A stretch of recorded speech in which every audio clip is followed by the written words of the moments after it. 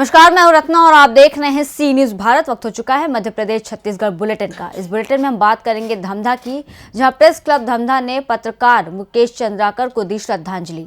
आगे बात होगी नीमच की, जहां सराहनीय कार्य करने वाले पुलिस अधिकारियों और कर्मचारियों का सम्मान समारोह हुआ आयोजित। छत्तीसगढ़ बीजापुर के स्वतंत्र पत्रकार मुकेश चंद्राकर की हत्या पर छत्तीसगढ़ ही नहीं अपितु पूरे भारत के पत्रकार जगत में शोक की लहर है।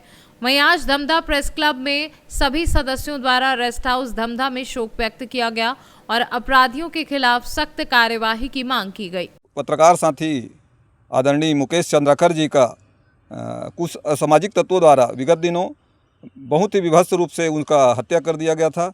आज हम लोग धमधा प्रेस क्लब के पूरे सदस्यों के साथ उनको सच्ची श्रद्धांजलि देने के लिए आज एक सभा के रूप में हम लोग यहाँ उपस्थित हुए हैं और उन्हें श्रद्धांजलि सभा में उनको श्रद्धांजलि दे रहे हैं और साथ में सरकार से निवेदन करते हैं कि उनके हत्या के पीछे जितने भी दोषी हैं उनको तत्काल गिरफ्तार किया जाए और पत्रकारों के साथ कोई भी ऐसा, चाहे कोई भी बड़ा नेता क्यों ना हो, उसके खिलाफ सख्त कानून बनाया जाए और पत्रकारों के हित के लिए एक कानून बनाया जाए, ऐसा हम सरकार से मांग करते हैं। इस अवसर पर हम सभी पत्रकार साथी आदरणीय मुकेश चंद्राकर जी को सच्ची श्रद्धांजलि अर्पित करते हैं और जहां भी रहें ऊपर वाला उनको सद्गति दे। बहुत बहुत धन्यवाद। बस्तर के बीजापुर में जो घटना हुई है, हमारे पत्रकार साथी का जो निर्मम हत्या किया गया, वो काफ़ी निंदनीय है। हम सभी प्रेस क्लब के धमधा प्रेस क्लब के सभी सदस्यगण यहाँ मौजूद हैं, अपने साथी को यहाँ पे श्रद्धांजलि दिए और मैं बताना चाहूँगा ये घटना काफ़ी निंदनीय है।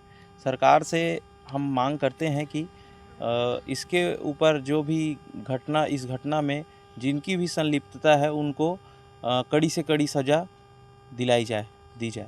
धमधा से सी न्यूज संवाददाता हेमंत पाल की रिपोर्ट। आज पुलिस अधीक्षक नीमच द्वारा कोविड-19 महामारी में उत्पन्न संकट के दौरान उत्कृष्ट एवं सराहनीय कार्य करने वाले पुलिस के अधिकारियों एवं कर्मचारियों का सम्मान समारोह दोपहर 2 बजे पुलिस कंट्रोल रूम नीमच पर आयोजित किया गया। कार्यक्रम रखा गया है जिसमें जो माननीय मुख्यमंत्री जी द्वारा कोरोना कर्मवीर योद्धा पदक सभी पुलिस वालों को दिए गए। ये जो मेडल दिए गए हैं ये कोरोना काल में जिन पुलिसकर्मियों ने बहुत ही अच्छा कार्य किया हुआ था और उसको ध्यान में रखते हुए पूरे मध्य प्रदेश में बांटे गए हैं। और जैसा कि आप सभी लोग जानते हैं कि 2 वेव जो कोरोना की निकली हैं जिसमें पुलिस महकमे ने बहुत ही सराहनीय कार्य किया है और अपने प्राणों की परवाह न करते हुए भी हम लोग जो है लगातार कार्य करते रहे और समाज को बचाने के लिए इसमें कार्य करते रहे हैं। चाहे वो ऑक्सीजन वितरण की बात हो, चाहे मेडिसिन वितरण की बात हो, चाहे फिर हॉस्पिटल्स में ड्यूटी हो या फिर है ना रोड पर पब्लिक रेगुलेशन की बात हो, तो सभी प्रकार से पुलिस ने आगे रहकर इसमें बहुत ही सराहनीय कार्य किया है। और इसी परिप्रेक्ष्य में जो मेडल्स शासन द्वारा दिए गए हैं, आज वो एक छोटा सा कार्यक्रम रख के कुछ हमारे जो पुलिस अधिकारी कर्मचारी जो साथी हैं उनको दिए गए। सर, नीमच जिले में कितने पुलिसकर्मी और अधिकारियों को मेडल दिए? नीमच जिले में टोटल 303 पुलिस अधिकारी कर्मचारियों को मेडल दिए। नीमच से सी न्यूज संवाददाता महेश सुथार की रिपोर्ट। गुरु गोविंद सिंह जी की 359वां प्रकाश पर्व मनाया जा रहा है, जो कि सिख धर्म की परंपरा के अनुसार और सिख धर्म की सुरक्षा के लिए धर्मगुरु गोविंद सिंह के पिता तेग बहादुर सिंह जी ने अपने धर्म के लिए शहीदी दी थी। उनके पूरे वंश ने भी शहीदी दी। इस पर्व पर सिख धर्म 10वें गुरु गोविंद सिंह जी का आज प्रकाश उत्सव मनाया जा रहा है। पूरे नगर में कीर्तन भी किया गया और पूरे शहर में गुरु गोविंद सिंह जी के जलसे में पुष्प वर्षा भी की गई। जगह जगह चौराहे पर करतब भी दिखाए गए। नीमच से सी न्यूज संवाददाता महेश कुमार की रिपोर्ट। देश का भविष्य कहे जाने वाले बच्चों के जीवन में हुनर देखने को मिलता है। प्रतिभाओं से भरे हुए होते हैं, सिर्फ उन्हें मौका दिया जाए तो उनके अंदर छिपा हुआ हुनर दुनिया के सामने लाया जा सकता है। ऐसे ही बच्चों का हौसला बढ़ाने के लिए शिवपुरी जिले के नरवर में संचालित गुरुकुल स्कूल ऑफ स्टडी के संचालक धीरज गुप्ता के द्वारा स्कूल परिसर में साइंस एग्जीबिशन प्रदर्शनी का आयोजन किया, जिसमें स्कूल में पढ़ने वाले छात्र और छात्राओं ने अपने हुनर को प्रदर्शित किया। इस प्रदर्शनी में खेती-बाड़ी फैक्ट्रियों से होने वाले प्रदूषण की रोकथाम, स्वास्थ्य के लिए फिल्टर पानी, अग्नि से बचाव और बिजली बनाने जैसे अन्य कई प्रोजेक्ट बनाकर स्वयं में छिपी हुई प्रतिभा को दिखाया गया। इंडस्ट्री पॉल्यूशन, जो फैक्ट्रियां रहती हैं उनसे बहुत पॉल्यूशन होता है, जैसे कि ये हो रहा है। और ये सूखे पेड़ हैं, सूखे पेड़ से ग्लोबल वार्मिंग का संकेत देते हैं। ये इम्प्रॉपर वेस्ट मैनेजमेंट है, मतलब जो कचरा रहता है उसके बाहर जो कचरा डाल देते हैं ना लोग, उनसे बहुत पॉल्यूशन हो जाता है। और जो गाय वगैरह कचरा खा लेती है, पन्नी वगैरह खा लेती है, तो वो मर जाती हैं। और ये दिस इज़ आउटडोर बर्निंग, जो बाहर आग जलाई जाती है ना, उससे पॉल्यूशन होता है, धुआं वगैरह निकलता है, तो उससे खतरा देता है। और जैसे डिफॉरेस्टेशन, ये जो कटे पेड़ रहते हैं, ये ग्लोबल वार्मिंग का संकेत देते हैं। ये बड़ी बड़ी बिल्डिंग है जो बड़ी बड़ी रहती हैं। डेवलप्ड हो रहा है अपना इंडिया, जिससे बड़ी बड़ी बिल्डिंग बन रही है और अच्छा होता जा रहा है। ये इको फ्रेंडली व्हीकल है, इनमें धुआं नहीं निकलता, इस वजह से पॉल्यूशन कम होता है और ज़्यादा धुआं नहीं निकलता। ये सोलर पैनल है, ये इलेक्ट्रिसिटी बिजली जनरेट करते हैं, इससे काफ़ी यूज़ होता है। और ये क्या है, ये इलेक्ट्रिक व्हीकल है। ये चार्ज होते हैं, ये जो वैसी गाड़ी रहती है ना, वो चार्ज होके उससे होती है चार्ज। और ये वाइंड मिल है, ये जो पंखे रहते हैं वो ये इलेक्ट्रिसिटी। हमने ये एग्रीकल्चरल साइंस बनाया जो खेती बाड़ी से संबंधित होता है। ग्रीन हाउस बनाया, ग्रीन हाउस में जो प्लांट्स वगैरह लगते हैं, जैसे उनको क्लाइमेटिक कंडीशन के लिए है, जैसे उन्हें कोई ठंडा वातावरण चाहिए तो उसमें ठंडा वातावरण भी कर सकते हैं, और अगर उन्हें कोई गर्म वातावरण चाहिए तो वो गर्म वातावरण के हिसाब से अपने आप को ढाल सकते हैं। इसमें जब ये सनलाइट, जो धूप की किरणें होती हैं, वो जब इस पर पड़ती हैं तो इसके अंदर का जो वातावरण है वो गर्म हो जाता है। चाहे फिर वो मौसम गर्म हो या ठंडा मौसम हो, दोनों मौसमों में वो अपना काम करता है।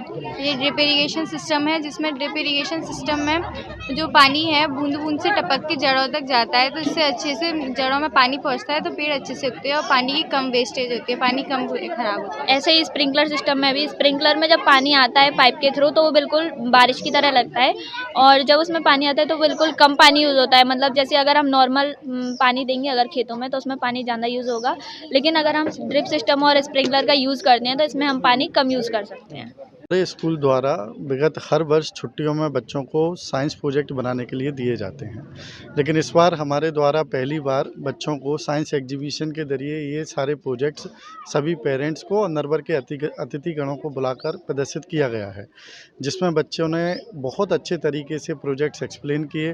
उन्होंने wind energy, volcano, power supply, fire alarm, JCB, बहुत सारे डिफरेंट प्रोजेक्ट बच्चों द्वारा तैयार किए गए। और इसका जो मेन मोटिव हमारा है वो ये है कि बच्चे जो भविष्य में जो उनके सामने चैलेंजेस आने वाले हैं उनके लिए अभी से तैयार हो जाएं। और ये चीज़ें तभी जरूर हो पाएंगी जब बच्चे थ्योरी नॉलेज से निकल के प्रैक्टिकल वो चीज़ों को करेंगे। और पीटीएम में रखने का इसका मेन मोटिव ये था कि अन्य पेरेंट्स भी देखें, जिससे वो बच्चों को, अपने बच्चों को घर जाकर बताएं और आने वाले समय में अन्य बच्चे भी इन सब चीज़ों में बढ़ चढ़ के भाग लें। तो क्या मतलब वो स्कूल के आप लोग के द्वारा ही, स्कूल के द्वारा इनको प्रेरणा दी गई है या बच्चों में खुद जो इस तरह की प्रेरणा? सभी टीचर्स का इसमें बहुत सहयोग रहा है। सभी टीचर्स ने बच्चों को पहले गाइड किया, उसके बाद पेरेंट्स का भी विशेष रूप से सहयोग रहा, क्योंकि उन्होंने सारी चीज़ें उपलब्ध कराई, बच्चों के साथ कोऑपरेट किया।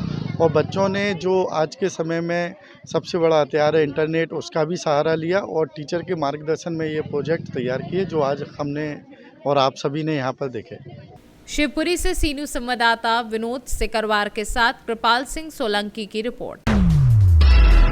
छत्तीसगढ़ के बीजापुर में साहसी पत्रकार मुकेश चंद्राकर की बेरहमी से ठेकेदार के द्वारा हत्या कर सेफ्टी टैंक में फेंक दिया गया था, जिससे छत्तीसगढ़ के पूरे पत्रकार सदमे में हैं। बता दें कि भ्रष्टाचार के खिलाफ खबर दिखाने पर एक युवा और साहसी पत्रकार के ठेकेदार के द्वारा 2 दिन पहले अगवा कर बेरहमी से हत्या कर दी गई। ऐसे में इस निर्मम हत्याकांड के विरुद्ध सूरजपुर जिले के एवं सर्व पत्रकार संघ ने कैंडल मार्च निकालकर आरोपियों को जल्द से जल्द फांसी देने की मांग की है और मुख्यमंत्री के नाम कलेक्टर को ज्ञापन सौंपा है। देखिए, बीजापुर जिले के हमारे बहुत ही वरिष्ठ पत्रकार साथी भाई मुकेश चंद्राकर, जो लोकतंत्र के जो चौथा स्तंभ कहलाता है मीडिया, उसके सजग प्रहरी रहे हैं। और जिस प्रकार भ्रष्टाचार के खिलाफ उन्होंने खबर लगाई और खबर लगाने के बाद वो लगातार 3 दिनों से लापता थे और 3 दिनों बाद वो ठेकेदार के घर के पीछे की टंकी में उनकी डेड बॉडी मिली।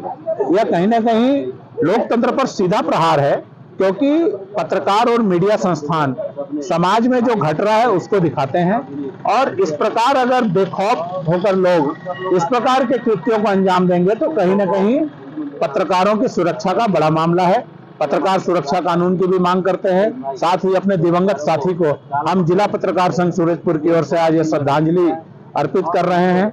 श्रद्धांजलि सभा का आयोजन किए हैं और मुख्यमंत्री जी के माध्यम से हमने एक आवेदन और एक ज्ञापन सौंपा है कि इसकी एसआईटी जांच हो और हत्यारों को कड़ी से कड़ी सजा मिले। साथ ही हमारी यह भी मांग है कि हमारे दिवंगत पत्रकार साथी के परिजनों को तत्काल राहत पहुंचाई जाए, चाहे वो नौकरी के रूप में हो चाहे मुआवजे के रूप में हो, तत्काल राहत पहुंचाया जाना चाहिए। यह मांग सूरजपुर जिला पत्रकार संघ की ओर से उठ रही है।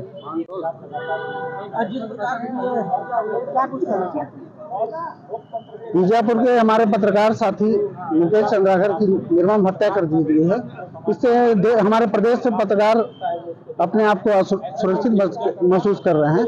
पत्रकारों को अपना कर्तव्य निर्वहन करने में अपना जान जोखिम में डाल के जो कर रहे हैं, पत्रकार अपना कर्तव्य का निर्वहन उनको जान तक देना पड़ रहा है। ऐसी स्थिति में हम सरकार से मांग करते हैं कि पत्रकार सुरक्षा कानून लागू हो और दोषियों के खिलाफ कठोर से कठोर कार्रवाई हो।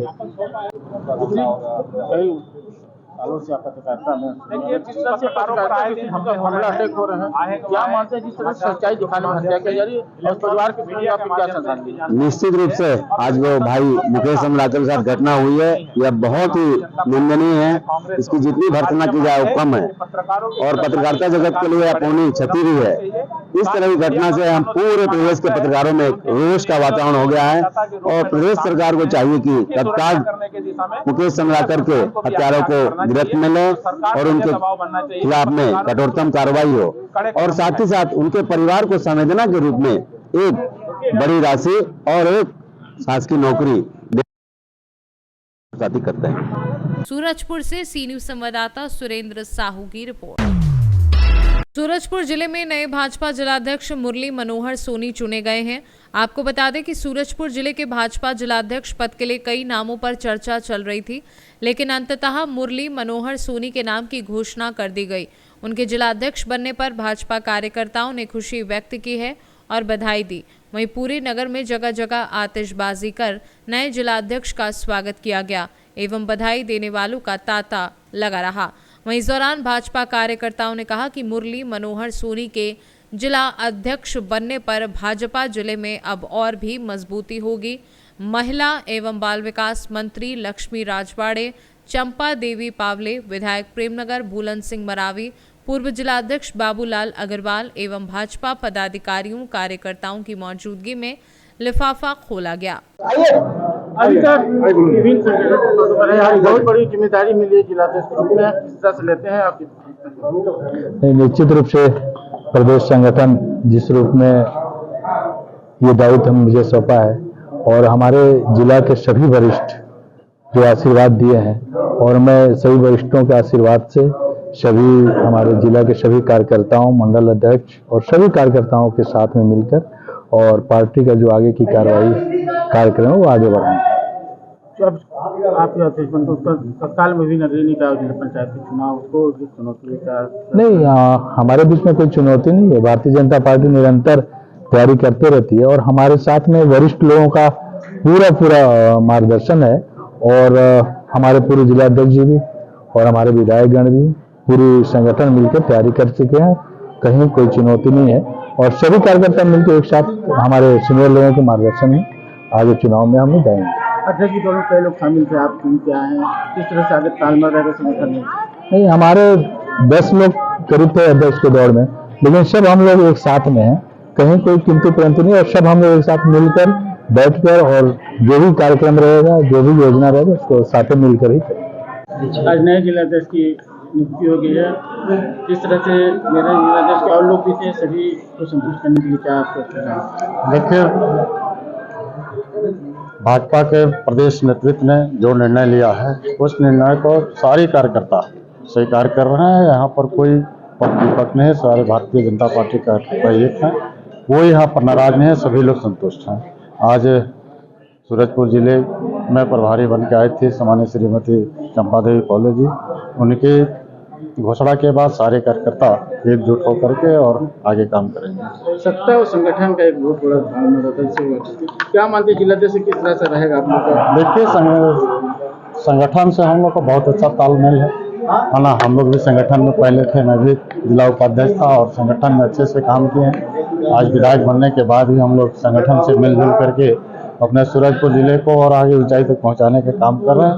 निश्चित है हम इस नए जिला अध्यक्ष माननीय मुरली मनोहर सोनी जी के बनने के बाद जो भी हमारे पूरे जिला अध्यक्ष जी से काम नहीं हो पाया होगा उसको हम सब मिलकर के बड़ी जिम्मेदारी नगर निकाय चुनाव है, नए जिला अध्यक्ष आपको ज़्यादा जिम्मेदारी बढ़ती है, किस तरह से नगर निकाय चुनाव उसमें तैयारी है? देखिए, नगर पंचायत नगर पालिका के चुनाव के लिए तृतीय पंचायत चुनाव को लेकर के हम लोग पूरे संगठन में बैठक भी कर चुके हैं और हम लोग पूर्ण तैयारी है।